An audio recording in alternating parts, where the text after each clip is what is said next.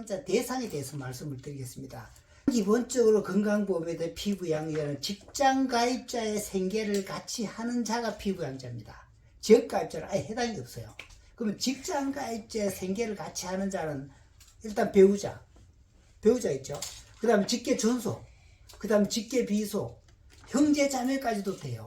하나하나 보면 배우자는 당연히 되고 직계존속인 경우에는 배우자의 직계존속도 돼요. 그리고 직계비속도 당연히 되는데 기본적으로 생계를 같이 하면 아무 관계가 없는데 예를 들어 생계를 따로 하는 경우 있잖아요. 따로 하는 경우에는 경우에 따라서는 피부양자가 안 될 수가 있습니다.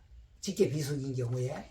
그리고 형제자매인 경우는 65세가 넘게나 30세가 미만인 경우에 해당돼요.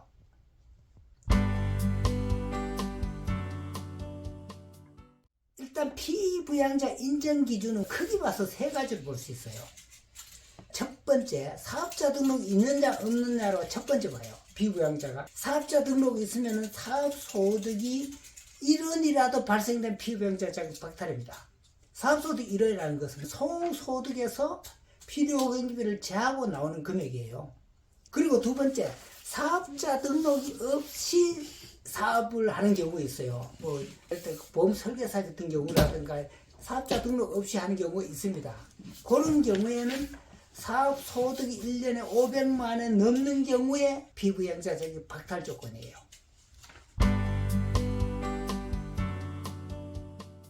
재산 기준과 소득 기준 두 가지로 나눌 수 있어요. 소득 기준을 먼저 보면 작년 9월부터 강화된 기준이 뭐냐면은 피부양자가 소득이 2천만 원을 넘어서는 피부양자 자격 박탈 조건이 들어가요. 그럼 소득 2천만 원은 어떻게 따지냐? 그거는 바로 종합소득에서 종류가 있잖아요. 이자소득, 배당소득, 사업소득, 근로소득, 연금소득, 기타소득 이 6가지가 종합소득 따지는 소득의 종류인데 거기서 종류별로 하나 따져보면 이자소득하고 배당소득 있잖아요. 이거는 1,000만 원 넘어서면은 합산에 들어가. 1,000만 원 안 되면 분리가서 끝나요. 그러면 다음 소득이 사업소득. 아까 말씀드렸듯이 사업소득 1원이라 발생되면 안 되죠. 그 다음에 근로소득. 근로소득은 여기서 직장 가입자로서 안 되는 경우, 뭐 이런 근로자라든가 이런 경우에 이제 볼 수 있겠죠. 그 다음에 연금소득이 따지는데 우리가 일반적으로 연금소득 그럼 종류가 많아요. 국민연금에서 받는 것도 연금소득, 개인연금에서 받는 것도 연금소득, 그 다음에 장기 비과세 저축보험에서 받는 것도 연금이라 보는데 여기서 건강보험에서 연금소득으로 하는 거는 공적연금 있죠. 국민연금, 공무원연금, 군인연금, 교원연금, 뭐 사학연금 이런 경우 공적연금만 해당돼요. 그런데 나머지 사적연금 해당이 없습니다. 그런데 정부가 앞으로는 사적연금도 포함을 시켜야 되는 게 아니냐는 그 논의가 있어요. 그거는 뭐 참고적으로 말씀을 드리는데 하여튼 연금소득은 그렇다는 거고 또 나머지 기타소득 있죠. 300만 원에 넘는 기타소득은 종합합산에 들어갑니다.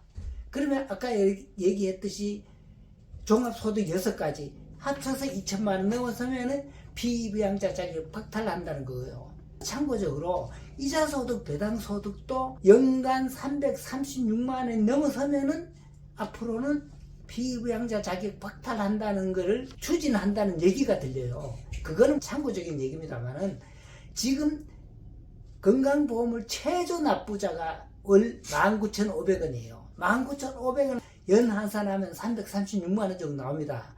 그러니까 정부의 취지는 최저 보험료 이상으로 소득이 발생되는 예금 이자라도 앞으로는 건강보험 납부를 대상을 해야 되는 게 아니냐 그런 취지로 보입니다만은 지금은 그건 검토 단계니까 여기서는 그 정도로 말씀드리겠습니다. 다음으로는 재산 기준에 말씀드리겠습니다. 재산 기준은 여기서 크게 봐서 5억 4천만 원 기준을 보면 돼요. 그럼 재산이라는 건 아파트가 있을 수 있고 상가가 있을 수 있고 토지가 있을 수 있고 재산이 많잖아요. 그러면 거기서 재산 기준을 어떻게 볼 것인가? 재산세 가세 표준이 기준이 돼요. 주택인 경우에는 재산세 가표는 공시가격의 60%가 재산세 가세 표준입니다. 예를 들어가 10억짜리 아파트가 있어요. 그럼 재산세 가표는 60%하면 6억이죠. 그럼 상가라든가 토지가 있다. 그때는 재산세 가표가 70%예요. 그럼 10억짜리 공시가격에 땅이 있다. 그러면 70%, 7억이 재산세 가표 기준이 됩니다. 재산세 가표 기준에서 5억 4천만 원이 넘느냐 안 넘느냐 이게 기준인데 5억 4천만 원이 안 넘으면 피부양자 괜찮습니다. 그런데 5억 4천만 원이 넘는 경우 그때부터는 5억 4천만 원 넘으면 소득을 별도로 봐요. 재산세 가표 5억 4천만 원이 중요한데 그러면 재산세 가표가 5억 4천만 원을 초과하고 9억 이하인 경우에는 소득 기준 1,000만 원 별도로 봅니다. 그럼 예를 들어서 재산세 가표가 6억이 됐어요. 소득이 1,000만 원이 안 되면 괜찮아요. 그런데 재산세 가표가 5억 4천만 원에서 9억 사이에 있으면서 소득이 1,000만 원 넘잖아요. 그러면 피부양자작이 박탈됩니다. 그러니까 재산세 가표 5억 4천만 원 9억을 볼 때는 소득 1,000만 원 본다는 게 중요해요. 그런데 예를 들어서 재산세 가표 9억이 넘는 경우 있죠. 9억이 넘으면 소득 기준하고 관계없이 무조건 박탈이에요. 네, 여기서 피부양자 요건을 따질 때 소득 요건이 있고 재산 요건이 있잖아요. 그게 나와서 그런데 부부인 경우에는 검토해야 될 부분이 있습니다. 부부인 경우에는 한 사람은 해당이 되는데 한 사람이 안 되는 경우가 있잖아요. 근데 여기서 그런 경우에 재산하고 소득인 경우가 다릅니다. 한 사람은 소득 요건에 해당되는데 나머지 소득 요건에 해당 안 된다. 재산 요건에 해당된다. 이래 되면은 한 사람이 소득 요건에 해당되면 나머지 배우자는 무조건 따라갑니다. 그러니까 예를 들어서 남편이 소득이 2천만 원 넘잖아요. 넘으면 피부양자 박탈이 됩니다. 그러면 배우자 명의로 아파트가 있어서 그렇다면은 지역가입자로 넘어가면서 피부양자 박탈돼서 지역가입자로 넘어가면서 배우자가 있는 재산도 합산에 들어가는 거죠. 근데 반대로 소득 요건에 해당이 안 되는데 재산 요건만 해당이 되는 경우 있어요. 그럼 남편이 재산 요건에서 피부양자 자기 박탈 요건에 들어가는 경우 있잖아요. 그러면 나머지 배우자에 대해서는 재산이 있더라도 합산은 안 들어가요. 그대로 피부양자 자격이 유지될 수 있는 겁니다. 이 부분을 잘 아셔야 돼요. 그런데 최근 일부 언론에서 소득하고 재산을 차이를 둔다는 것은 불합리하다는 지적이 사실 있습니다만은 아무튼 현행 제도에서는 그렇다는 것을 아셔야 합니다.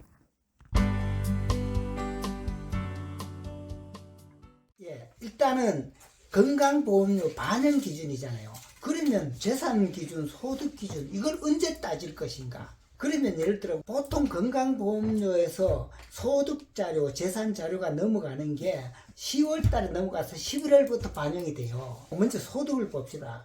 소득은 5월 말에 종합소득세 신고를 하잖아요. 그럼 종합소득세 신고했는 게 자료가 넘어가. 그럼 생각해 봅시다. 5월 말에 소득세 신고하는 거는 그 전년도 소득이잖아요. 그러면 건강보험공단에서 자료를 받아서 11월부터 부과를 할 때 5월 말까지 넘어오는 자료는 작년도 소득이죠. 따져보면 1월부터 10월까지는 전전년 소득이 대상이 된다고 보면 돼요. 예를 들어서 2023년이지만 1월부터 10월까지는 2021년도 소득이 들어가는 거예요. 그러면 11월부터 12월까지는 직전년도 소득이 들어가는 거죠. 그러면 재산 기준을 봅시다. 재산은 보통 재산세 가세 기준일이 6월 1일이잖아요. 6월 1일 기준에 자료가 넘어가. 그러면 6월 1일 기준에 있느냐 없느냐 중요한 거죠. 문제는 건강보험공단에 전체적으로 판단하는 거는 10월 말까지 11월부터 자료를 해서 12월 부가고지서가 나갈 때부터 해당이 되겠죠. 문제는 건강보험 피부양자 자격이 중간에 변동되는 게 있잖아요. 그런 경우는 신고를 해야 돼요. 신고는 언제까지 해야 되느냐? 사유 발생일로부터 14일 이내 합니다. 90일 이내 하면은 소급 인정을 해줘요.